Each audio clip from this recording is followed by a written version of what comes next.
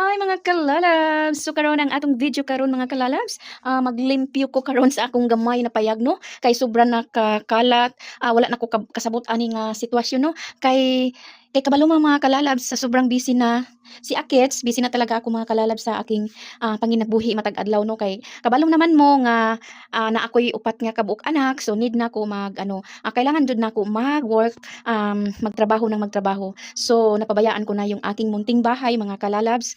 By the way, hindi pa ni siya tapos no, hindi pa tapos itong bahay ko. So ang kalat niya, so mayroon akong Christmas tree dito. Ayan, naku po, naku, napakakalat. So alam niyo naman mga kalalabs no, single mother tayo. Nag-iisa lang talaga ako dito sa sa aking munting bahay kasi yung mga anak ko nasa side ng asawa ko. Kasi nga hiwalay kami, matagal na kaming hiwalay. So ang mga anak namin nandoon sa kanyang mama kasi doon sila nag-eskwela no. So doon sila nag-eskwela. So muari sila akong mga anak every weekend kanang walay pasok no. So mao na nga pag Monday to Friday ako lang jud diri. So ako lang diri Monday to Friday. Na mao na nga kalat kaayo. My goodness. Pero kining akong tiny house mga kalabs wala pa jud ni siya matapos no. So akong ipakita sa inyo. Ayan, grabe. Naku po, hindi pa siya tapos dito. Meron pa akong mga tiles dito. May mga tiles dito mga kalalabs. Ayan, ito tiles ito.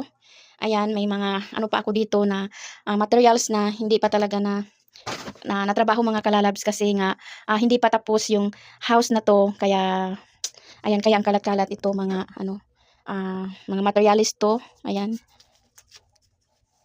wala na nagkuan na ang simento mga kalalabs.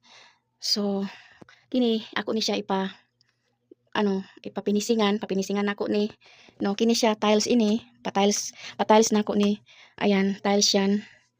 So hindi pa talaga tapos mga kalalabs no. Sayang yung simento na ano na siya, nagahi na siya. So ayun, sobrang kalat talaga no. So ilinisin ko yan mga kalalabs. Ayan. Sa taas, yung taas namin hindi pa rin tapos, yung upstairs not yet finished guys. So ang hirap talaga. So let's go mga kalalabs. Lilinisin na natin to. Imekos-mekos na natin to. Magic na. So let's go.